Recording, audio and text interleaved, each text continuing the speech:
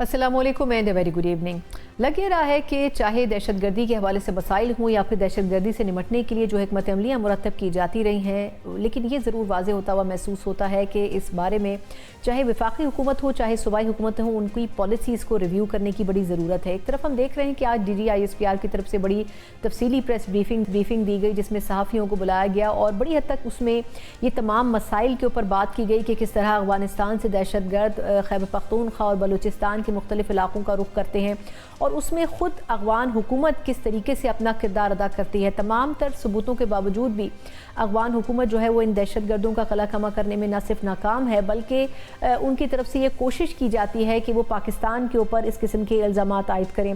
फिर हम ये भी देख रहे हैं कि अफ़गानिस्तान की तरफ से आज भी पाकिस्तान पर जो हमलों का इल्ज़ाम लगाया गया, उससे बज़ाहिर महसूस होता है कि अफ़गानिस्तान भी उसी रुख पर अब चल रहा है जिसके ऊपर भारत माजी में पाकिस्तान पर जिस तरीके से इल्ज़ामात आयद करता रहा है। इसमें बड़ा इंपॉर्टेंट है खैबर पख्तूनख्वा के हवाले से, क्योंकि इस वक्त इस साल में सबसे ज़्यादा जो दहशत गर्दी के मंसूबे और हमले हैं उनका मरकज़ खैबर पख्तूनख्वा रहा। इंतहाई मुश्किलात का शिकार इस वक्त नज़र आता है खैबर पख्तूनख्वा, क्योंकि उसकी बड़ी वजह यह है कि वहाँ पर न सिर्फ ये कि पाकिस्तान तहरीक इंसाफ जो कि विफाक से वक्तन फ़वक्तन मदद की तलबगार रही है, चाहे वो सिक्योरिटी के हवाले से मसाइल हों चाहे फ़ंड्स के हवाले से मसाइल हों, इन तमाम चीज़ों को अगर देखा जाए तो इसमें बहुत कुछ करने की मज़ीद ज़रूरत है। नेक्टा बनाया गया, एक नेशनल एक्शन प्लान बनाया गया, इन तमाम चीज़ों पर आज तफसीली बात हुई।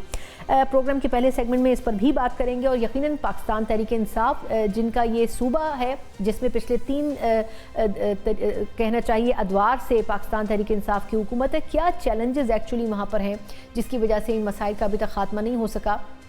आज इस प्रेस ब्रीफिंग में बहुत सी चीज़ों का अहाता किया गया, लेकिन जो सूबाई हुकूमत का पर्सपेक्टिव है वो इससे किस हद तक मुमासिलत रखता है, इसके ऊपर भी तफसीली बात करेंगे। और दूसरा, पाकिस्तान तहरीक इंसाफ ने अभी तक आइनी अदालतें जो कि 27वीं तरमीम के बाद फ्लॉरिश की गई थी, उनके ऊपर अभी तक अपना कोई हतमी फैसला नहीं किया है। और दूसरी तरफ हम देख रहे हैं कि अपोजिशन में JYFA को भी इंगेज करने की कोशिशें हो रही हैं। तमाम चीज़ों पर बात करेंगे। बात करने के लिए प्रोग्राम के इस सेगमेंट में मौजूद हैं पाकिस्तान तहरीक इंसाफ के सीनियर रहनुमा भी हैं और मरकज़ी सेक्रेटरी इत्तलात भी हैं, शेख वकास अकरम साहब मेरे साथ मौजूद हैं। शेख साहब, सर आपके कीमती वक्त का बहुत शुक्रिया।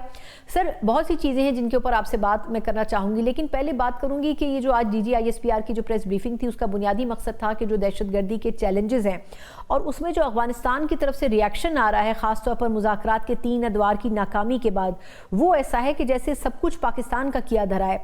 आप क्या समझते हैं सर कि ये इसका नुकसान कितना खैबर पख्तूनख्वा सूबे को हो रहा है इस दहशत गर्दी की वजह से और ख़ासतौर पर अफगानिस्तान की इस इंटरफेरेंस की वजह से?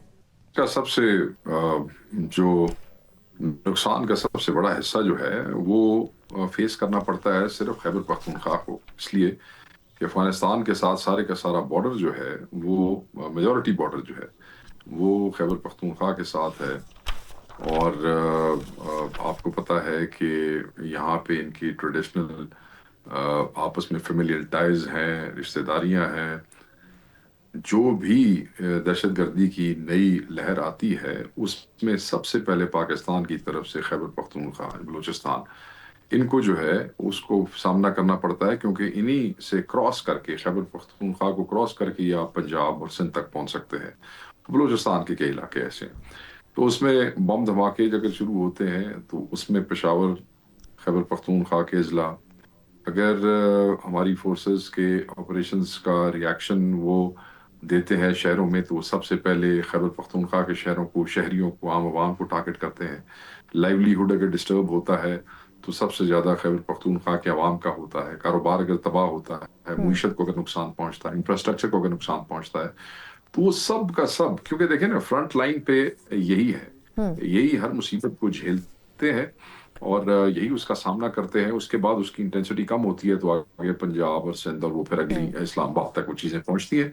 मगर यूजली इन्हीं की पुलिस को, इन्हीं की आवाम को, इन्हीं की एडमिनिस्ट्रेशंस को वो सारी हमारी सिक्योरिटी फोर्सेस के साथ साथ वो सारे का सारा जो है बर्दाश्त करना पड़ता है। उसकी पॉलिटिकल देखें कीमत भी होती है और उसका ह्यूमन बिल वो होता है और वो हम पिछले कई सालों से जो है दहाइयों से बर्दाश्त कर रहे हैं।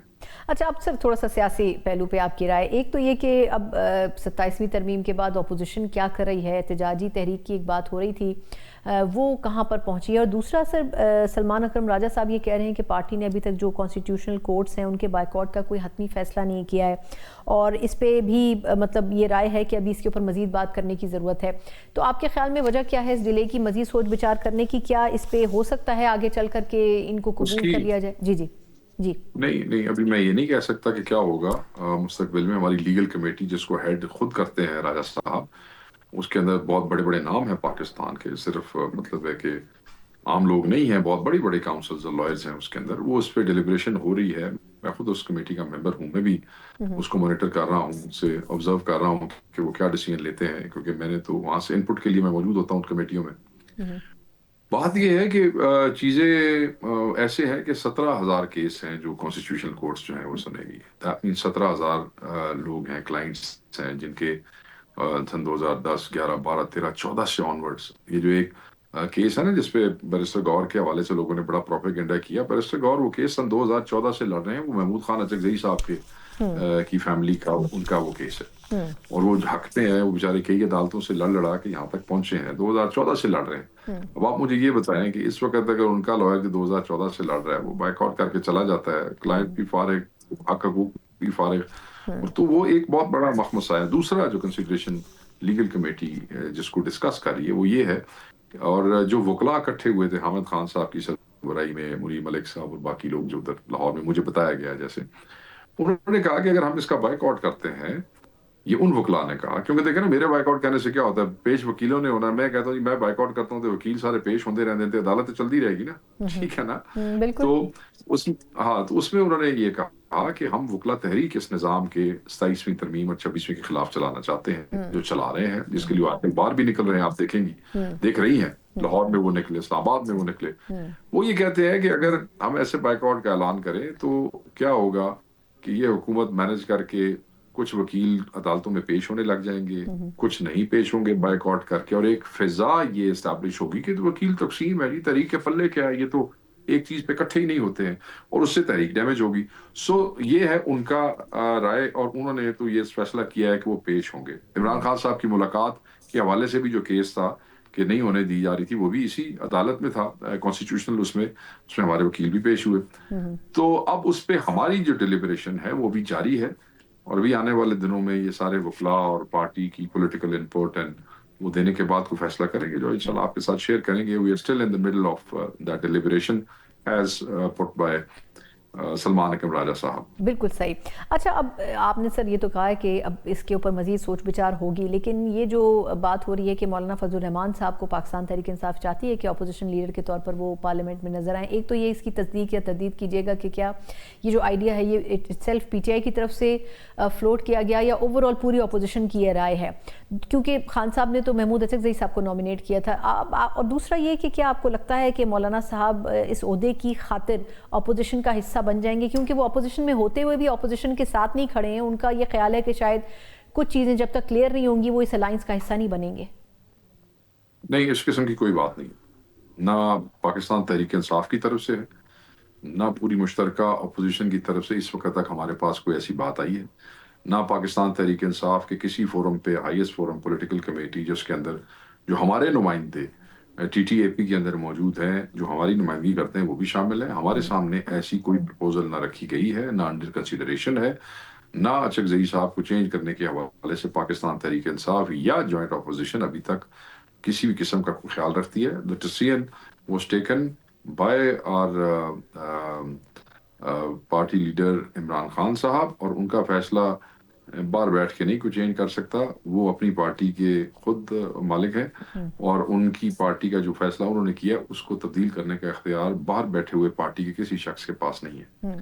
یعنی آپ اس کی تردید کرتے ہیں کہ مولانا صاحب کو کہیں پر بھی اپوزیشن لیڈر بنانے کی بات نہیں ہوئی ہے؟ بالکل نہیں بات ہوئی جی, ہمارے پاس کوئی بات نہیں. بالکل ٹھیک ہے, کوئی ایسی بات, یہ صرف واٹس ایپ پہ پتہ نہیں کون چلا رہا ہے, کون یہ ٹرینڈ چلا رہا ہے, کون یہ پروپیگنڈا کر رہا ہے, کوئی گل ہی کوئی نہیں جی. ठीक, बिल्कुल ठीक है। Thank you so much sir, शुक्रिया शेख वकास अकरम साहब, हमेशा की तरह बड़ा ही क्लियर, बड़ी ही प्रिसाइज तरीके से जो पार्टी की पॉलिसी है और जो अफवाहें ज़ेर गर्दिश करती रही हैं पीटीआई के हवाले से और उनके फैसलों के हवाले से, इसके ऊपर बात कर रहे थे। यकीनन देखना होगा कि अब अपोजिशन को मद्देनजर रखा जाए तो पीटीआई किस तरह आगे लेकर चलती है। ग्रैंड अपोजिशन अलायंस तो है, लेकिन अभी उसकी मोबिलिटी उस तरीके से फ़ाल होती नज़र नहीं आ रही है। लेकिन लगता ही है कि हर गुजरते दिन और वक्त के साथ ये अपोजिशन बज़ाहिर भरपूर तरीके से आगे काम करने की कोशिश करेगी। एक मुख्तसर वक्फा और उसके बाद जहाँ पाकिस्तान पीपल्स पार्टी और मुस्लिम लीग नून एक बड़ा अलायंस है, वहीं पीपल्स पार्टी भी अभी अंडरस्टैंड कर चुकी है कि बहुत सी चीज़ों के ऊपर अब ख़ास तौर पर ज़मीनी इंतखाबात के बाद मुस्लिम लीग नून के साथ कॉम्प्रोमाइज़ करना पड़ेगा। इस पर बात करेंगे एक ब्रेक के बाद। ब्रेक के बाद एक बार फिर आपको खुशामदीद कहते हैं। हम बात कर रहे थे कि मुस्लिम लीग नून और पाकिस्तान पीपल्स पार्टी जहां एक तरफ अपोजिशन का एक अलायंस बन रहा है, वहीं 2024 के इंतखाबात के बाद पीपल्स पार्टी और नून लीग दोनों का अलायंस मौजूद है। लेकिन कहा यह जा रहा है कि ज़िमनी इंतखाबात के बाद पीपल्स पार्टी की पोजीशन और सिचुएशन दोनों ही अक्सर बदल चुकी हैं। एक तरफ पाकिस्तान पीपल्स पार्टी की जो एक ज़रूरत थी मुस्लिम लीग नून के लिए, वो अब बज़ाहिर कम होती नज़र आ रही है। अगर सादा अक्सरियत की बात करें तो नून लीग वो सादा अक्सरियत हासिल कर चुकी है तकरीबन, और पाकिस्तान पीपल्स पार्टी भी इसको बखूबी जानती है। लेकिन ये ज़रूर वाज़ेह है कि ये अलायंस बरकरार रहेगा और इसको बरकरार रखने की कोशिश भी की जाएगी। लेकिन कुछ ऐसे तरमीम हैं जिनके बारे में बात हो रही है कि वो आने वाले वक्त में सामने आएंगे और उसके ऊपर शायद पाकिस्तान पीपल्स पार्टी की रिजर्वेशंस भी अपनी जगह कायम हैं। और दूसरा, मुत्तहदा कौमी मूवमेंट जो कि 2024 में कुछ ख़ास वादों के साथ मैदान में उतरी थी, इस हुकूमत का हिस्सा बनी थी, वो भी अपनी उन अमेंडमेंट्स या उन रिजर्वेशंस को एड्रेस करवाने के लिए भरपूर कोशिशें कर रहे हैं। तमाम चीज़ों पर बात करेंगे क्योंकि एमक्यूएम और पीपल्स पार्टी के दरमियान जो लफ्जी जंग है वो काफ़ी दिनों से चल रही है, ख़ास तौर पर 27वीं तरमीम के बाद से। इसके ऊपर तफसीली बात करने के लिए मेरे साथ मौजूद हैं पाकिस्तान पीपल्स पार्टी रहनुमा भी हैं और सीनियर सूबाई वज़ीर भी हैं, शजील इनाम मेमन साहब मेरे साथ मौजूद हैं। शजील साहब, सर आपके वक्त का बहुत शुक्रिया। सर फरमाइएगा कि ये एमक्यूएम जो दावा कर रही है कि एनएफसी का जो बुनियादी मसला है वो बेसिकली कराची के जो मसाइल हैं वो उससे बड़ी हद तक जुड़े हुए हैं, आप क्या समझते हैं कि कहा यह जा रहा है एमक्यूएम की तरफ से कि एनएफसी जो है उसका फ़ंड आता है और वो पूरे सूबे में एलोकेट होता है और कराची के लिए भी वो फ़ंड मौजूद होता है, लेकिन कराची के लोगों को वो फ़ंड मिल नहीं पाता, इसमें किस हद तक सदाकत है आपके ख्याल में? बिस्मिल्लाह, शुक्रिया जी। देखें, एमक्यूएम की इस वक्त जो पॉलिटिकल पोजीशन है वो सबके सामने है। Politically they are know where. अब उनको सिर्फ अपनी जो इस वक्त खत्म पॉलिटिक्स को दोबारा रिवाइव करने के लिए एमक्यूएम रोजाना कोई नए इशूज शुरू करती है। कभी प्रोविंसेस की डिमांड करती है, कभी फिर लोकल गवर्नमेंट लॉज की डिमांड करती है। हालांकि एमक्यूएम इस वक्त वफाकी हुकूमत का हिस्सा है, जो कि हर बार किसी न किसी हुकूमत का हिस्सा जरूर एमक्यूएम रहती है, उसके सिवा वो रह नहीं सकती। दूसरा ये कि एमक्यूएम जो है वो सिर्फ वफाक में पीएमएलएन की इत्तेहादी है। इस वक्त पीएमएलएन ने पंजाब का जो लोकल गवर्नमेंट मॉडल लिया है, मैं आपसे गुजारिश करूंगा कि आप पंजाब का लोकल गवर्नमेंट मॉडल पढ़ लें और सिंध का लोकल गवर्नमेंट मॉडल पढ़ लें। पंजाब के लोकल गवर्नमेंट मॉडल में जो है बलदियाती नुमाइंदों को कोई इख्तियार ही नहीं है, और पंजाब में तो अभी तक इलेक्शन भी नहीं हुए बरसा बरस से। तो वहाँ पे बलदियाती नुमाइंदों के लिए कोई इख्तियारात नहीं है। वहाँ एडमिनिस्ट्रेशन के पास जो आपके अफसरशाही है उसके इख्तियारात ज़्यादा हैं। सिंध में लोकल गवर्नमेंट के जो नुमाइंदे हैं इलेक्टेड, उनके लिए बहुत ज़्यादा जो है वो इख्तियारात हैं। और दूसरी बात यह कि एमक्यूएम जब बलदियाती इंतखाबात हुए थे उसमें एमक्यूएम ने बायकॉट किया था। और बायकॉट क्यों है, सबको पता है कि उनको अपनी शिकस्त नजर आ रही थी। तो इस सूरत हाल में जब एमक्यूएम को अपनी शिकस्त नजर आ रही थी और एमक्यूएम इलेक्शन भी नहीं लड़ पा रही थी, तो अब वो उसी बलदियाती सिस्टम की बात करें तो हमने कहा कि जी आप पंजाब, अगर एमक्यूएम अगर पंजाब वाला मॉडल चाहती है तो हम नाफिज कर देते हैं, एमक्यूएम का शौक पूरा कर देते हैं। और अगर एमक्यूएम समझते हैं कि पंजाब में बलदियाती नुमाइंदों के पास इख्तियारात नहीं दिए गए तो उस पर एमक्यूएम आवाज क्यों नहीं उठा रही, एमक्यूएम क्यों खामोशी नहीं तोड़ रही, एमक्यूएम क्यों जो है वो कॉम्प्रोमाइज्ड है कि जी बलदियाती नुमाइंदगी पे बात नहीं कर रहे। तो जहाँ पे आपने इलेक्शन का बॉयकॉट किया वहां पे तो आप बलदियाती इंतखाबात की बात कर रहे हैं और उनके हुकूक की बात करें वहां पे क्यों नहीं कर रहे। और मैं समझता हूँ सिंध का निज़ाम सबसे बेहतर निज़ाम है बलदियात का, जो कि मैं समझता हूँ कि इस वक्त सब लोग उससे मुस्तफीद भी हैं, खुश है। जहाँ तक चैलेंजेस की बात है, अपने एनएफसी की बात की, एनएफसी में सिंध का मौक़िफ़ हमेशा रहा है। और एनएफसी जो लास्ट अवार्ड हुआ था वो भी पाकिस्तान पीपल्स पार्टी की हुकूमत में एनएफसी अवार्ड हुआ था, और उसमें पाकिस्तान पीपल्स पार्टी ये समझती है कि मजीद इख्तियारात सूबों को देने चाहिए, क्योंकि जब पहले एनएफसी अवार्ड हुआ था उसके बाद 18वीं तरमीम आई थी। तो जब पहले एनएफसी अवार्ड हुआ था उस वक्त सूबों के पास ज़्यादा महकमे नहीं थे, और जब 18वीं तरमीम आई उसके बाद बहुत सारे डिपार्टमेंट्स डिवॉल्व हुए। جب اتنے سارے ڈپارٹمنٹس ڈیوالو ہوئے ہیں تو ظاہر ہے میں سمجھتا ہوں اس کے لیے اخراجات بھی ان کے ڈیوالو ہونے چاہیے. تو ہم تو یہ چاہتے ہیں کہ صوبوں کو پہلے سے زیادہ جو ہے آپ امپاور کریں, کیونکہ آپ نے دیکھا کہ جب ہیلتھ ڈیوالو ہوا تو سندھ میں جو ہیلتھ سیکٹر پہ جو کام ہوا وہ آج پورے پاکستان میں ایک مثالی صوبہ ہے, اور کسی بھی صوبے میں ہیلتھ فیسلٹیز وہ نہیں جو کہ سندھ صوبے میں ہیلتھ کی فیسلٹیز دی جا رہی ہیں, اور اسٹیٹ آف دی آرٹ ہمارے میگا پروجیکٹس ہیں ہیلتھ کے جس کو سب انڈورس کرتے ہیں. تو یہ ساری امپاورمنٹ کے بعد بھی تو آپ جیسے مزید امپاورمنٹ صوبوں کی ہوگی تب ان کو کریں. جہاں تک ایم کیو ایم کبھی بات کرتی ہے کہ پی ایف سی کی, تو پی ایف سی آج سے 2-3 سال پہلے جو ہے وہ منظور ہو چکا ہے اور اس پہ کام آلریڈی شروع ہو گیا تھا. یہ بھی فرمائے گا کہ مصطفیٰ کمال صاحب 27ویں ترمیم کے بعد ایک سے زائد مرتبہ یہ کہہ چکے ہیں کہ این ایف سی کے اوپر بات ہونی چاہیے اور بلدیاتی جو سسٹم ہے اس کی تبدیلی کے اوپر بات ہونی چاہیے, اور اگر ایسا نہیں ہوگا تو پھر 18ویں ترمیم بھی اپنی جگہ برقرار نہیں رہے گی. تو اس کے اوپر پیپلز پارٹی کا کیا موقف ہے؟ دیکھیں جی, ایم کیو ایم کی آپ بات کریں, ایم کیو ایم کی میں نے پہلے کہا کہ جی ان کی باتوں کو میں تو زیادہ تر اگنور کرتا ہوں, اور آپ بھی سنجیدہ نہ لیں زیادہ بہتر ہے. جہاں تک ان کے بیان کی آپ نے بات کی, ایم کیو ایم نے ابھی بھی جب مصطفیٰ کمال صاحب کی بات کریں انہوں نے کہا کہ جی 27ویں ترمیم میں یہ نقطہ تھا اور پیپلز پارٹی نے سپورٹ نہیں کیا. اس کو ہم نے جواب دیا تھا کہ جی 27ویں ترمیم کے پیش ہونے سے پہلے جب پی ایم ایل این کی لیڈرشپ نے پرائم منسٹر کی سربراہی میں پریزیڈنٹ آف پاکستان اور چیئرمین بلاول بھٹو زرداری صاحب سے حمایت کی لیے ملاقات کی, تب وہ جو نکات تھے وہ چیئرمین صاحب نے ٹویٹر پہ سارے پوسٹ کیے تھے, اور اس میں سارے وہ جو نکات جو پوسٹ کیے اس میں کہیں پہ بھی یہ لوکل گورنمنٹ لاء سے کوئی بات ہی نہیں تھی. تو اب مصطفیٰ کمال صاحب نے یا تو وہ ٹویٹ نہیں پڑھا یا پھر اس وقت خاموش کیوں رہے, پھر کمپرومائز کیوں ہو گئے. تو اگر متحدہ یہ سمجھتی تھی کہ 27ویں ترمیم میں ان کی ڈیمانڈ شامل نہیں کی گئی تو انہوں نے ووٹ کیسے دیا 27ویں ترمیم کو؟ ان کو تو ایک ہی ڈیمانڈ تھی. اگر آپ کی ایک ڈیمانڈ جو ہے اس پر سرکار نہیں ماننی تو آپ کیسے کمپرومائز ہو گئے آپ؟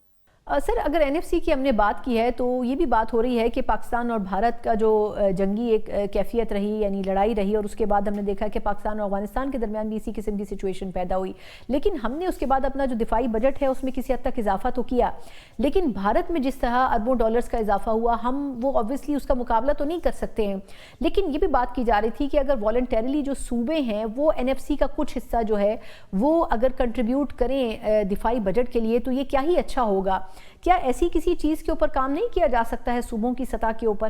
دیکھیں جی بالکل پاکستان کے لیے, پاکستان کے دفاع کے لیے پورا پاکستان, پورے صوبے ایک پیج پر ہیں, اس میں کوئی ڈفرینس نہیں ہے. کبھی بھی اگر ہمیں ضرورت پڑی کہ ہمیں کسی سال جو ہے اپنے ڈیفنس پہ خرچہ کرنا ہے تو ڈیفینیٹلی ہم آگے ہوں گے اپنے ڈیفنس پہ خرچہ کرنے کے لیے. یہ فرمائے گا کہ پاکستان پیپلز پارٹی کی جو جنوبی پنجاب کی لیڈرشپ ہے وہ بڑے عرصے سے یہ بات کر رہی ہے کہ جنوبی پنجاب میں اس طریقے سے مسائل ایڈریس نہیں کیے جا رہے ہیں جیسے کہ ہونے چاہیے, اور اس الیکشن میں وعدہ بھی کیا گیا تھا کہ جنوبی پنجاب کے ایشوز یقیناً ریزالو کیے جائیں گے, اور خاص طور پر نیا صوبہ بنانے کی بھی بات ہوئی تھی. تو آپ کے خیال میں اس کے اوپر کتنا کام کر رہی ہے پاکستان پیپلز پارٹی؟ دیکھیں جی پنجاب کے اب ڈائنامکس دیکھیں کہ پنجاب جو ہے اس میں یہ پہلے بھاولپور ریاستیں اور یہ سب ریاستیں موجود تھیں, ٹھیک ہے, میں پری پارٹیشن کی بات کر رہا ہوں. تو وہاں پہ اگر جس کا بھی موقف اس کا اپنا موقف ہے. سندھ میں پیپلز پارٹی کا موقف یہ ہے کہ سندھ ایک پرانا قدیم صوبہ ہے, اور یہ سندھ صوبہ ہے جس نے انیشیٹ کیا تھا پاکستان بنانے کے ریزولوشن کو جو کہ سندھ اسمبلی میں پاس ہوا. تو ہم بالکل اپنے وی آر انیشیٹرز جس نے پاکستان بنایا, اور ہم چاہتے ہیں کہ جی اسی طریقے سے الحمدللہ چیزیں بہتر رہیں. جہاں تک سندھ کی تقسیم کی بات ہے وہ کسی بھی صورت میں قبول نہیں ہے کسی کو بھی, اور اگر اب آپ کہتی ہیں مجھے چاہیے, میں کہتا ہوں مجھے قبول نہیں, تو اس کا بہتر حل کیا ہے جو آئین اور قانون میں اس کے آپشنز لکھے ہوئے ہیں, آئین اور قانون کے آپشنز کو سب پڑھ لیں کہ صوبہ بنانا ہے تو کس طرح بنانا ہے. اس کی شروعات اس صوبے کی اسمبلی سے ہونی ہے, اور اس صوبے کی اسمبلی میں ڈیفینیٹلی مجھے پتا ہے جب تک پیپلز پارٹی کا ایک بھی رکن موجود ہے تو کبھی بھی سندھ کو جو ہے تقسیم ہونے کی بات وہ نہیں کرے گا. یہ فرمائے گا کہ پارلیمنٹ میں ضمنی انتخابات کے بعد اب سچویشن بدل گئی ہے, اور کہا جا رہا ہے کہ مسلم لیگ نون کی جو پوزیشن ہے وہ بڑی مضبوط ہوئی ہے. پیپلز پارٹی اس حوالے سے اویئرڈ ہے, اور آپ سمجھتے ہیں کہ اب بظاہر نون لیگ وہ ویٹیج شاید پیپلز پارٹی کو نہ دے جیسے اس سے پہلے دے رہی تھی؟ دو چیزیں ہم نے کی نا, جہاں الائنس کی بات کی تو ہم نے تو گورنمنٹ کا حصہ نہیں بنے, ورنہ شروع میں ہمیں آفر تھی کہ وفاقی وزارتیں بھی لیں اور آدھا tenure P M L N prime ministership رکھے گی, آدھا پیپلز پارٹی رکھے گی. پیپلز پارٹی نے اس وقت اس چیز کو اگری نہیں کیا.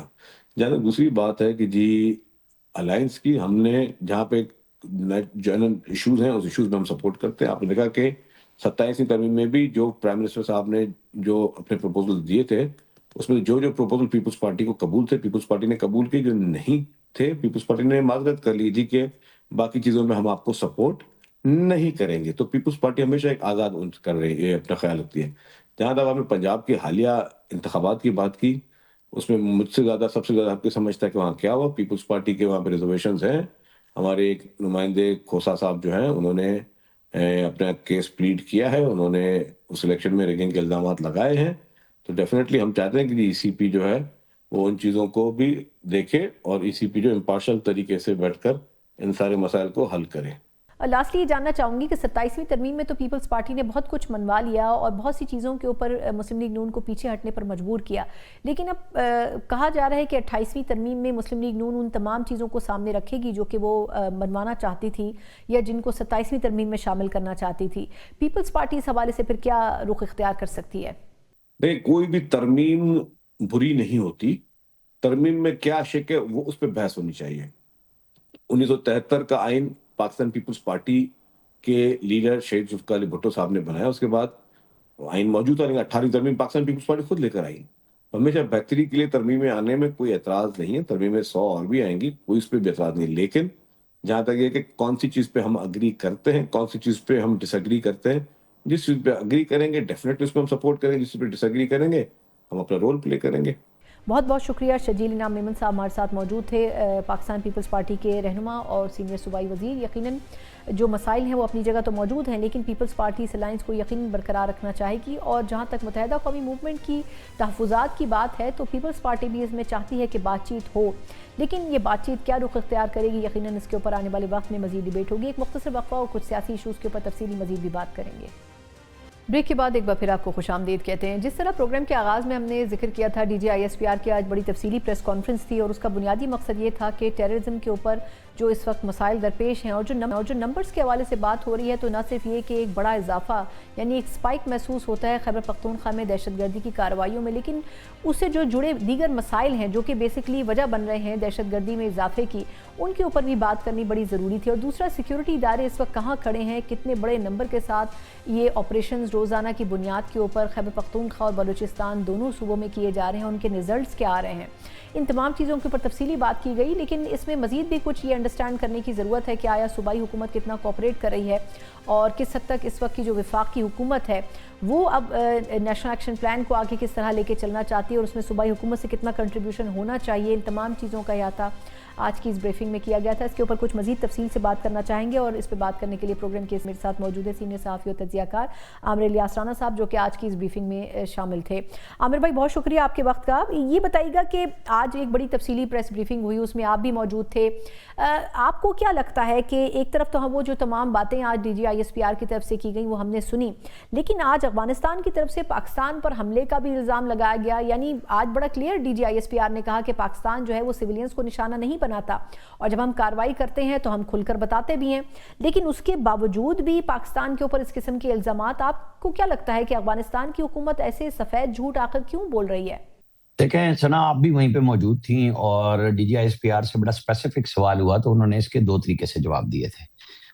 उन्होंने कहा कि पाकिस्तान जब भी हमला करता है ओपन करता है, हमने अक्टूबर में भी किया था और हमने इंडिया पे भी जब किया था तो अलल ऐलान किया था, छुप के नहीं करते हम। उनसे कहा गया कि ये उन्होंने इल्ज़ाम लगाया तो उन्होंने कहा उनके तर्जुमान को हम क्या बात करें कि जिनकी मेंटोर वो हैं जो इंडिया में मौजूद हैं, जिन्होंने लाहौर की बंदरगाह को फतह कर लिया था, यानी झूठ का पलंदा। उन्होंने ये वो लोग हैं जिन्होंने कहा कि रशियन टैंकों के ये पाकिस्तानी टैंक है, हमने कब्जा कर लिया है। उन्होंने बाब आज़ादी या जो भी जगह बनी हुई है अपनी तरफ से उसको तबाह करके कहा कि ये पाकिस्तान ने की है। तो जो लोग झूठ बोलने के आदी हैं उनका जवाब नहीं दिया जा सकता, हम तो पब्लिकली करते हैं। हाँ, अलबत्ता हम उनका कुछ नहीं कह सकते जो अफगानिस्तान के अंदर उनकी ग्रुपों की आपस में लड़ाई हो रही है। अगर कोई उनको मारता है तो वो इल्जाम हम पे ना लगाए, आपस में भुगते कि क्या हो रहा है, क्योंकि उन्होंने बहुत सारे लोगों को तंग किया हुआ है। वहां कोई आम अफगानी जो है उनके साथ नहीं खड़ा। 50% औरतें उन्होंने सिस्टम का हिस्सा नहीं रहने दी। और जब इन्होंने अबूरी हुकूमत ली थी, और ये कब तक रहेंगे अबूरी हुकूमत के जो मुख्तलिफ सेगमेंट ऑफ लाइफ हैं वो इसमें शामिल ही नहीं है अफगान हुकूमत में, तो ये बुनियादी तौर पर उसका जवाब था। یہ فرمائے گا کہ افغانستان کی رجیم کے اوپر بھی بات کی گئی کہ جس طرح ان کی حکومت کی سرپرستی میں یا ان کی معلومات میں ہوتے ہوئے بھی جو ٹی ٹی پی کے لوگ ہیں وہ افغانستان کی سرزمین سے پاکستان پر حملے کر رہے ہیں، اور اس میں بڑی حد تک صوبائی حکومت جو ہے ہماری ان کو بھی کنٹرول کرنے میں جو لوکل ایڈمنسٹریشن ہے وہ ناکام ہے۔ آپ کو کیا لگتا ہے کہ اس میں بنیادی جو لوپ ہول جن کا اشارہ D G I S P R نے کیا وہ کیا تھے؟ دیکھیں، انہوں نے یہ سوال بھی ہوا تھا کہ کیا آپ کو نہیں پتا چل رہا کہ نومبر میں سب سے زیادہ دہشت گرد ہم نے مارے ہیں؟ یہ جواب تھا کہ وہ جو کہہ رہے ہیں کہ ہم حملے نہیں کرتے، اور ہم نے دکھایا دنیا کو کہ وانا کیڈٹ کالج ہو، اسلام آباد کا ہو، ایف سی کا ہو، سارے افغانی نکلے۔ تو ایک تو ٹی ٹی پی تو کر ہی رہی ہے، سہولت کار بھی ان کے موجود ہیں، خود افغان طالبان کے لوگ آ رہے ہیں، افغانی لوگ آ رہے ہیں، اور یہ ایک انہوں نے کہا تھا بلڈ اور بزنس اکٹھا نیکسس نہیں چل سکتا۔ تو یہ وہ کاروبار ہے جو وار اکانومی کا بن گیا ہوا ہے۔ تو وہ یہ کام کر رہے ہیں افغانستان سے بیٹھ کے لوگ، اور فطرت الہندوستان کی وہ سرپرستی یعنی ٹی ٹی پی کی کر رہے ہیں، اور ان کے بارے میں ان کے بڑے سخت الفاظ تھے۔ اور جو ایک بڑی بات، چونکہ بہت سارے سوالات آج لوگوں نے کے پی کے وزیر اعلیٰ کے جو فوج کے اوپر الزامات ایک طرح سے آ رہے تھے ان سے متعلق دائیں بائیں کر کے گفتگو کی، تو اس کا جواب میرے ذہن میں پولیٹیکلی انہوں نے نہیں دیا، لیکن ایک بات انہوں نے بڑے زور سے کہی جب یہ کہا گیا کہ کہا جا رہا ہے کہ جی عمران خان، جنرل باجوہ اور جنرل فیض کا ایک نیکسس تھا جو طالبان کو، ٹی ٹی پی کو پاکستان لانا چاہتے تھے، تو اب کیا ہے؟ تو اس پہ انہوں نے کہا دیکھیں وہ اس وقت کے حوالے سے اور آج بھی اس کے اوپر آرگومنٹس ہو سکتے ہیں کہ لا کے بسانا، بات کرنا، لیکن ہم یہ سمجھتے ہیں کہ دہشت گردوں سے بات کرنا اور ان پہ اعتماد کرنا اپنے آپ کو نقصان دینا ہے۔ پھر انہوں نے کہا کہ یہ دیکھ لیں کہ جو پارٹی نے 2021 میں نیشنل ایکشن پلان اپروو کیا تھا 14 نکاتی، جس کے اندر تھا کہ جو نیکسس بن رہا ہے اسمگلنگ کا، نان کسٹم پیڈ گاڑیوں کا، اس کو صوبائی حکومتوں نے طے کرنا ہے، ختم کرنا ہے اپنی جگہ پہ جہاں جہاں وہ بیٹھے ہیں۔ تو وہاں پہ گڈ گورننس سے ہو سکتا ہے بلوچستان کر رہا ہے، یہ نہیں کر رہے۔ ساتھ انہوں نے کہا جب یہ بھی دیکھیں کہ ایک صوبے میں تقریباً تمام سیاسی قیادت پہ دہشت گردوں نے حملے کیے ہیں سوائے ایک پارٹی کے جو ان سے بات چیت کرنا چاہتی ہے۔ تو کچھ چیزوں کے اشارے آ رہے ہیں، میرا خیال ہے آنے والے دنوں میں بہت کلیئر چیزیں سامنے آئیں گی اس کے اوپر بھی۔ یہ فرمائے گا کہ جنرل فیض حمید صاحب کے کورٹ مارشل کی بھی بات ہوئی، اور اس میں یہ کہا گیا کہ بڑا ایک کلیئر وہ ہے کہ انڈرسٹینڈنگ کے جو قانونی طریقہ کار ہے اس کو ملحوظ خاطر رکھا جائے گا، لیکن آپ کیا سمجھتے ہیں کہ یہ کتنی بڑی ٹیسٹ ایگزامپل ثابت ہو سکتا ہے اگر یہ احتساب کا جو پورا ایک فیز ہے یہ عوام کے سامنے اور پاکستانیوں کے سامنے رکھا جا سکے؟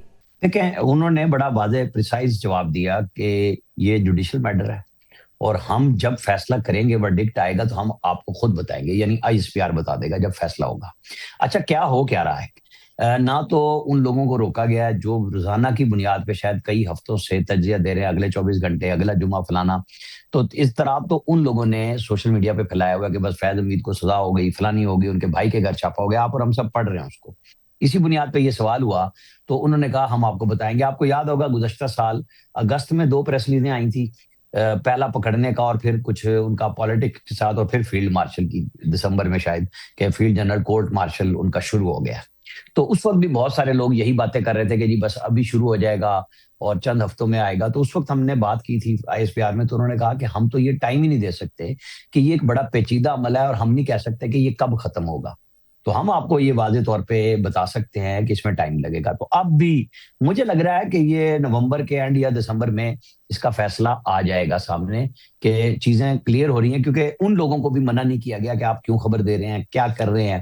وہ لوگ خبریں مسلسل دے رہے ہیں، صفحات بتا رہے ہیں کہ اتنے صفحوں کے اوپر تفتیش ہوئی ہے، اس کی ورڈکٹ بنا دی گئی ہے، تو یہ شاید اسی بنیاد پہ ساری چیزیں چلی ہیں۔ تو انہوں نے کہا کہ ہم خود بتا دیں گے، تو مناسب وقت کا انتظار ہے، شاید نومبر کے آخر میں یا دسمبر میں بتا دیں۔ یہ فرمائے گا کہ اب تھوڑا سا سیاسی ایسپیکٹ پہ آپ کی رائے چاہیے کہ مولانا فضل الرحمان صاحب کے بارے میں بات ہو رہی تھی کہ شاید پاکستان تحریک انصاف ان کو اپوزیشن لیڈر نامزد کرنا چاہتی ہے، اور بظاہر تو آج ان کی جماعت کی طرف سے 27ویں ترمیم کو مسترد کیا گیا ہے، لیکن آپ کو لگتا ہے کہ اس قسم کی جو ٹاسک ہیں یا اس قسم کی جو عہدے ہیں وہ ان کو دینے سے اپوزیشن ان کو اپنی طرف لانے پر مجبور کر سکتی ہے؟ دیکھیں، جو پارٹی سب سے زیادہ ریجیکٹ کر رہی ہے اور جس نے ووٹ بھی اگینسٹ نہیں کیا یعنی پی ٹی آئی، اس کے سیکرٹری جنرل کہہ رہے ہیں کہ ہم عدالتوں میں پیش ہونے کے بارے میں سوچیں گے، نہیں سوچیں گے۔ اس پارٹی کے چیئرمین ان عدالتوں میں پیش ہو رہے ہیں، اور جو گفتگو میں نے صبح سنی ان کی ہے، سلمان اکرم راجہ کی میں بات کر رہا ہوں، وہ کہہ رہے تھے کہ عدالت تو بن چکی ہے، ہمیں جانا بھی پڑے گا، ہمیں بتانا بھی پڑے گا، کیونکہ ہماری چیزیں لگی ہوئی ہیں۔ تو مولانا فضل الرحمان کا بیان ریکارڈ پہ لانا ہے. 27ویں ترمیم کے ایک حصے پہ انہوں نے کہا کہ میں آئینی عدالت کے حق میں تھا، لیکن اس طرح نہیں تھا جس طرح انہوں نے بنائی ہے. کچھ مان لیا، کچھ نہیں مانا. انہوں نے ترمیم پہ، یہ ان کا سیاسی طور پہ ایک حق ہے، قانونی طور پہ حق ہے کہ وہ کسی بات کو ریجیکٹ کرے یا ایکسیپٹ کرے. مولانا فضل الرحمان کے اپوزیشن لیڈر بننے کے بارے میں کیا سرائیاں بہت زیادہ ہیں کہ وہ کیا محمود خان اچکزئی کیا اپوزیشن لیڈر بنے بغیر وہ کس اس کے تحت بنیں گے؟ کیا پی ٹی آئی پہلے اپنا جو اپوزیشن لیڈر نہیں بنوا سکی اس کو چھوڑ کے مولانا فضل الرحمان کے ساتھ چلی جائے گی، یا پیپلز پارٹی آگے چل کے کسی مرحلے پہ وفاقی حکومت سے الگ ہو کے اپوزیشن لیڈر لے تو مولانا فضل الرحمان کو بلاول بنائیں یا بلاول کو مولانا فضل الرحمان بنا دیں؟ یہ سارے سوالات ہیں جو آنے والے سال میں میرا خیال ہے زیادہ اچھے انداز میں واضح ہوں گے، کیونکہ سیاست میں پریڈکشن کوئی نہیں ہوتی، کیونکہ گورنمنٹ اور اپوزیشن مل کے کھیل سکتے ہیں، کوئی ایسی بات نہیں ہے. اگر مولانا فضل الرحمان بن جائیں یا بلاول بن جائے اپوزیشن میں تو کوئی اچنبھا نہیں ہوگا. یہ بھی دیکھ لیجئے گا آپ. یہ بھی بتائے گا کہ 28ویں ترمیم کے اوپر بھی بڑی بات ہو رہی ہے. آپ کو لگتا ہے کہ آنے والے چند ماہ میں 28ویں ترمیم کو بھی ہم دیکھ سکتے ہیں؟ کیونکہ گزشتہ ترمیم میں مسلم لیگ نون کے جو بہت سے مطالبات تھے وہ شامل نہیں کیے جا سکے تھے پاکستان پیپلز پارٹی کے تحفظات کی وجہ سے. دیکھیں مجھے اگلے سال میں تو ترمیم نظر آ رہی ہے، کیونکہ چیزیں 3 تو سینیٹر ہو جائیں گے نا. ایک کا تو الیکشن ہو رہا ہے اب جو سینیٹر عرفان صدیقی کی سیٹ پہ، اور باقی 2 کے جیسے ریزائن کلیئر ہوں گے، چاہے وہ سینیٹر احمد ہو جو جے یو آئی کے ہیں اور پھر وہ جو پی ٹی آئی کے سیف اللہ ابڑو ہیں. تو ان دونوں کی جگہوں پہ حکومت کے اتحادی وہ پیپلز پارٹی سے آئیں یا بی اے پی سے آئیں. پیپلز پارٹی کا بلوچستان سندھ سے تو 100% سیف اللہ ابڑو جب آئیں گے تو وہ پیپلز پارٹی سے آئیں گے. اب بی اے پی سے آتے ہیں یا پیپلز پارٹی سے سینیٹر آتے ہیں احمد دوبارہ بن کے، یہ دیکھنے والا کام ہوگا. تو پھر حکومت کے پاس 65 سینیٹر ہو جائیں گے چیئرمین سینٹ کے علاوہ. تو وہ کوئی جو بریک ہے جو گننے کی بات ہے وہ بھی ختم ہو چکی ہوگی کہ کیا ہے، لیکن اس پہ ابھی کچھ کام ہونا ہے جو کنٹروورشل چیزیں ہیں. دیکھیں نا، ہمیں نظر کچھ ہو سکتا ہے کہ آپ اور ہم دیکھیں کہ سپریم کورٹ آف پاکستان کی جگہ صرف آئینی کورٹ ہو 28ویں ترمیم میں. ممکن ہے آپ کو ہو سکتا ہے یہ بھی نظر آئے کہ جو 3 ستون سٹیٹ کے کہلاتے ہیں وہ 4 بن جائیں، کچھ ایسا بھی ہو سکتا ہے. باقی چیزوں پہ کام شام ہو رہا ہے، بات چیت ہوگی. این ایف سی ایوارڈ کے اوپر ابھی پرائم منسٹر نے تو اوپنلی کہا تھا نا ترمیم کے بعد کہ میں بلاول بھٹو کے ساتھ پیپلز پارٹی کے ساتھ مذاکرات کروں گا کہ کچھ فنڈز چاہیے، وہ این ایف سی میں ہو سکتا ہے. ابھی کام ہونا ہے، لیکن یہ چلتی رہے گی. بات چیت آ رہی ہے، نہیں آ رہی ہے، آنی ہے. کتنا لگے گا ٹائم؟ ابھی بہت قبل از وقت ہوگا کہ میں یہ کہوں کہ جی فلاں وقت آ رہی ہے. لاسٹلی میں یہ جاننا چاہوں گی کہ ضمنی الیکشن کے بعد پیپلز پارٹی اور مسلم لیگ نون کے جو نمبرز ہیں اس میں بڑی واضح تبدیلی آئی ہے. آپ کو لگتا ہے کہ اس سے بہت فرق پڑے گا ایک ورکنگ ریلیشن شپ پہ دونوں جماعتوں کے؟ اور دوسرا، کیا پاکستان پیپلز پارٹی اب بیک فٹ پر چلی جائے گی ان انتخابات کے بعد؟ دیکھیں 169 ہے میجک فگر کسی بھی حکومت کو چلنے کے لیے. وہ صرف اس بنیاد پہ لوگ دعوے کر رہے ہیں کہ پیپلز پارٹی کے بغیر اتحادیوں سے بن جاتا ہے. اور آپ کو پتہ ہے اتحادی کس کے اشارے پہ چلتے ہیں؟ اس میں پیپلز پارٹی بھی شامل ہے اور سب مل کے بات کر رہے ہوتے ہیں.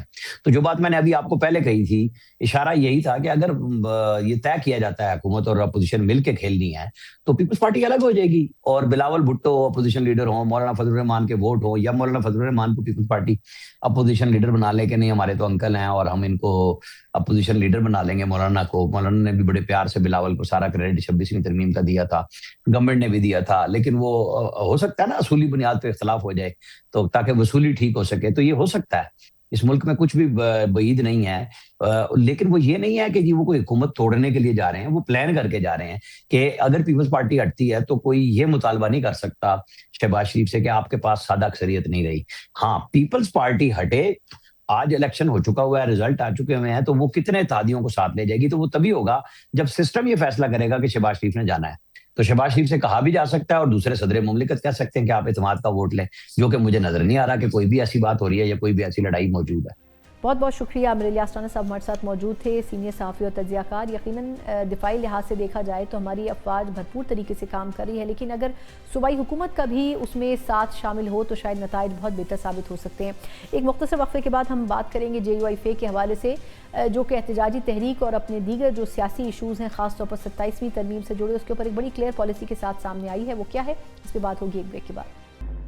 ब्रेक के बाद एक बार फिर आपको खुशामदीद कहते हैं, जहां हम बात कर रहे हैं कि वफाक में पाकिस्तान पीपल्स पार्टी और मुस्लिम लीग नून एक तरफ ज़िमनी इंतखाबात के बाद जहां नंबर गेम में तब्दीली आई है, वहीं अपोजिशन भी हम देख रहे हैं कि उनकी हिकमत अमली में भी बड़ी वाज़ेह तब्दीली महसूस की जा रही है। एक तरफ बात हो रही थी कि JUIF अपोजिशन में मौजूद होते हुए भी सही मायनों में अपोजिशन का हिस्सा क्यों नहीं है। वहीं ये बात हो रही थी कि जब एक मुश्तरका एक बड़ा ग्रैंड अलायंस बन रहा है और उस एहतजाजी तहरीक में अगर JUIF भी अपना हिस्सा डाल ले तो इसमें एक नई जान पड़ सकती है। इसमें कोई दो राय नहीं है कि अगर स्ट्रीट पावर के लिहाज से देखा जाए तो पाकिस्तान तहरीक इंसाफ माजी का हिस्सा बन चुकी है, लेकिन अभी भी वो स्ट्रीट पावर JUIF के पास मौजूद है। पिछले 2 दिनों के दौरान लगातार JUIF के मजलिस शूरा के अहम तरीन इजलास हुए, उसमें अहम तरीन फैसले हुए मौलाना फजल रहमान साहब की वतन वापसी के बाद।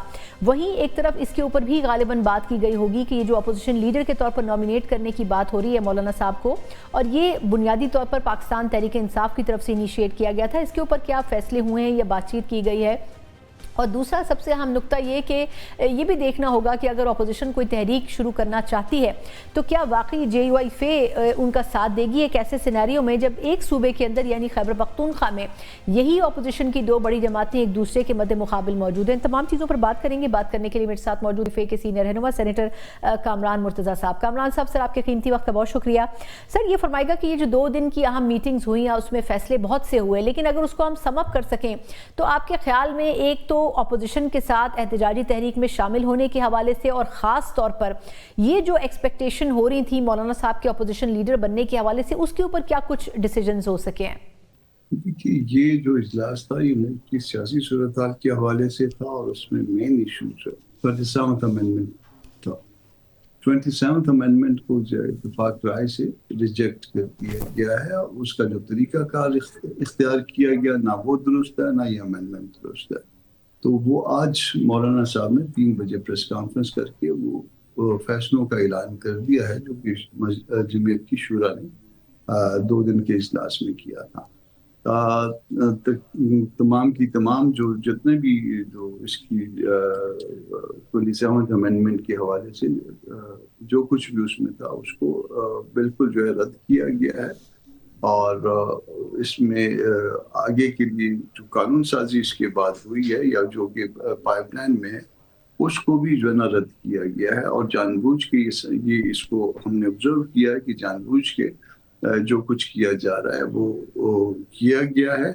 उसमें हमारा सेनेटर तोड़ना वो भी एक शऊरी हरकत, और उसके अलावा जो उसके ये 18 साल से कम उम्र जो शादी है उसके ऊपर कदम लगाना, खिलाफ शरीयत, घरेलू तशद्दुद के हवाले से एक बिल लाना जिसमें ट्रांसजेंडर वगैरह भी शामिल, वो भी खिलाफ शरिया। तो ये जो खिलाफ शरिया जो हुकूमत की तरफ से जो इक़दाम लिए जा रहे हैं उसको भी साथ साथ रद्द कर दिया।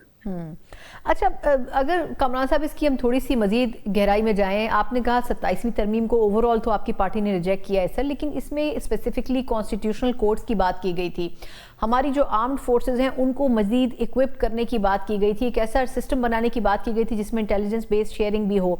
आपके ख्याल में कॉन्स्टिट्यूशनल कोर्ट्स के ऊपर भी क्या JUIF की रिजर्वेशन है, या आपको लगता है कि ओवरऑल ही सिर्फ पूरी जो तरमीम है उसकी तमाम शिकों को आप लोग डिसोन करते हैं?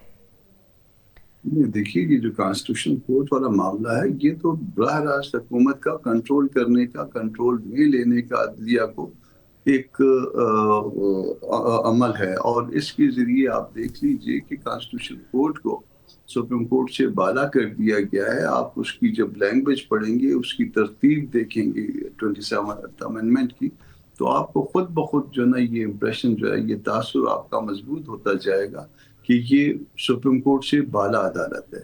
और उस बाला अदालत को उसमें जजेस की उम्र बढ़ाई गई और उसका जो तरीका इंतखाब आपने देखा अपॉइंटमेंट का, तो वो जितने भी जो है वो अच्छे जो लोग थे हुकूमत की नज़र में उनको ला के FCC में बैठा दिया गया। अब रावी चैन लिखेगा अदालती हवालों से, और अदलिया का निज़ाम जो है ना, अगर वर्सेस रियासत होगी जहाँ पे भी, वर्सेस रियासती अदारे होंगे जहाँ पे भी, और मामला जो है वो कहीं पे कोई दस्तूर की किसी दफ़ा से मुतल्लिक होगा, तो फिर आप नताइज का अंदाज़ा खुद कर सकते हैं। صحیح. اچھا سر یہ بھی بتائیے گا کہ آپ کے خیال میں اب کہا یہ جا رہا ہے کہ اگلی ایک امینڈمنٹ بھی انڈر پروسیس ہے 28ویں ترمیم. آپ کے خیال میں کیا اگر اس میں حکومت کنسنٹ لینے کی کوشش کرنا چاہے گی تو آپ لوگ اس میں بات چیت کریں گے یا مشکل ہے اس حوالے سے؟ ایسا ہے کہ اگر تو کوئی فرض کریں کہ 28ویں ترمیم میں وہ کہیں کہ ہم اسلام نافذ کرتے ہیں اور اسلام کے لیے جو ہے نا وہ کوئی عملی اقدامات کر کوئی نظر آتے ہیں تو ہم تو اگر وہ 28ویں ترمیم میں وہ بات آنی ہے تو ہم تو سارے تیار ہوں گے اور اس پہ بات چیت نہیں، ہم بغیر بات چیت کے بھی جو ہے نا ان کو سپورٹ کر دیں گے اگر معاملہ جو ہے اسلام سے، اسلامی نظام سے متعلق ہو. ہاں اگر صوبوں کا اختیار لینا ہے، NFC کو جو ہے وہ ریورس کرنا ہے، اس کو اس میں تبدیلیاں لانی ہے، کچھ محکموں کو جو ہے واپس جو ہے وفاق میں لانا ہے، اس طرح کے معاملات ہیں تو چھوٹے صوبوں میں بیٹھے لوگ وہ اس بات کو نہیں ڈائجسٹ کر سکتے اور اس وقت چھوٹے صوبوں میں انرسٹ پہلے سے موجود ہے اور وہ انرسٹ مزید بڑھے گا. تو JUI سے یہ توقع نہ کی جائے کہ جو صوبوں کے حقوق کی تلفی ہونی ہے اس میں وہ شریک. اچھا کامران صاحب اب یہ تھوڑا سا یہ جو فیصلے ہو رہے ہیں اپوزیشن کے اندر، پہلے تو یہ سر کہ یہ جو اپوزیشن ایک مشترکہ قیادت بنا رہی ہے گرینڈ الائنس، اس میں محمود اچکزئی صاحب اس کو لیڈ کر رہے ہیں، آپ کے خیال میں اگر اس میں ایک مرتبہ پھر اپوزیشن آپ کی جماعت کو اپروچ کرے تو اب کوئی اس کے اوپر غور ہو رہا ہے کہ JUI فے لیڈنگ پوزیشن میں جانا چاہے گی؟ ایسا ہے لیڈنگ پوزیشن میں ماشاءاللہ اچکزئی صاحب ہیں اور اچکزئی صاحب کا ہم بہت احترام کرتے ہیں. لیڈنگ پوزیشن جو آپ کے ذہن میں کوئی خیال ہے یا کچھ اور لوگوں کے ذہن میں خیال ہے تو وہ تھوڑا سا جو ہے نا وہ میرے اپنے ذاتی تحفظات ہیں اور جماعت کے بھی شاید کچھ لوگوں کے اس بات پہ تحفظات ہیں کہ ہم وہ لیڈنگ پوزیشن جو ہے نہیں لینا چاہیں گے. اس کی وجہ یہ ہے کہ جہاں پہ کوئی منتشر کارکنان ہو اس کی لیڈنگ پوزیشن لینا اپنی پوزیشن کو خطرے میں ڈالنے کے مترادف ہوا کرتی ہے. ہم خود اس حد تک ڈسپلن جماعت ہیں کہ ہم کہیں پہ جلسہ جلوس دھرنا کرتے ہیں تو اس کے بعد جو ہے نا وہ جو ہم نے جو گند پھیلایا ہوتا ہے وہ بھی ہم خود صاف کرتے ہیں اور صاف ستھری جگہ، صاف ستھرا میدان بغیر کسی گملے کے ٹوٹے، بغیر کسی پتے کے ٹوٹے ہم حوالے کرتے ہیں. تو اس طرح سے جو ہے وہ دوسری جماعتیں جب اگر نہ کر سکیں تو یہ ہمارے لیے مشکلات ہو جائیں گی. ہم قانون کے پابند لوگ ہیں، قانون پہ عمل کرتے ہیں اور اس کو وائلیٹ کرنے کے حوالے سے جو ہے نا ہمارے کامران صاحب سر قطع کلامی کی معذرت، لیکن اگر یہ ایشورٹی دی جائے گی PTI کی طرف سے بھی اور باقی جماعتوں کی طرف سے بھی اور اس کے بعد یہ بات چیت کی جائے تو کیا JUI فے پھر جانا چاہے گی اس اتحاد میں؟ ایسا ہے کہ ہم اپنے طور پہ مناسب اور بہتر جدوجہد کر سکتے ہیں. ایک بات آپ نے شاید انٹرو میں کی کہ اس تحریک میں جان پڑ جائے گی JUI کی جانے سے، تو اگر جان جو ہے JUI ہی ہے تو جب ہم خود جان ہے تو پھر یا ہم خود ہی روح ہیں تو پھر ہم اپنے پہ خود کھڑا ہو کے زیادہ بہتر طور پہ پرفارم کر سکتے ہیں. اچھا کامران صاحب سر آخری سوال، وقت ختم ہو چکا ہے ویسے، کہ یہ جو اپوزیشن لیڈر بات کرنے کی بات ہو رہی ہے PTI کی طرف سے کہ مولانا صاحب کو آفر کیا جائے گا، ایسی کسی آفر کے اوپر بات چیت نہیں ہوئی 2 دن کے اجلاسوں میں؟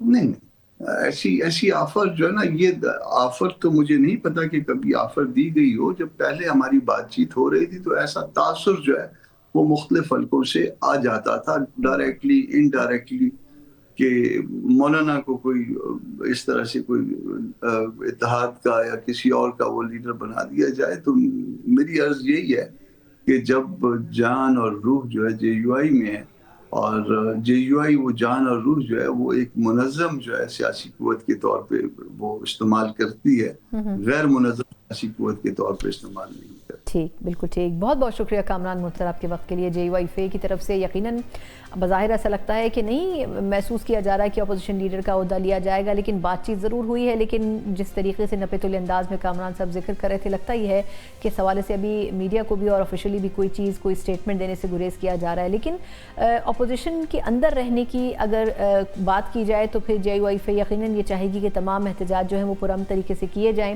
اب دیکھنا یہ ہوگا کہ آیا باقی اپوزیشن کی جماعتیں اس کے اوپر متفق ہوتی ہیں یا پھر نہیں. اسی کے ساتھ ہی پروگرام کا وقت ختم ہوتا ہے. مجھے اجازت دیجیے. اللہ حافظ.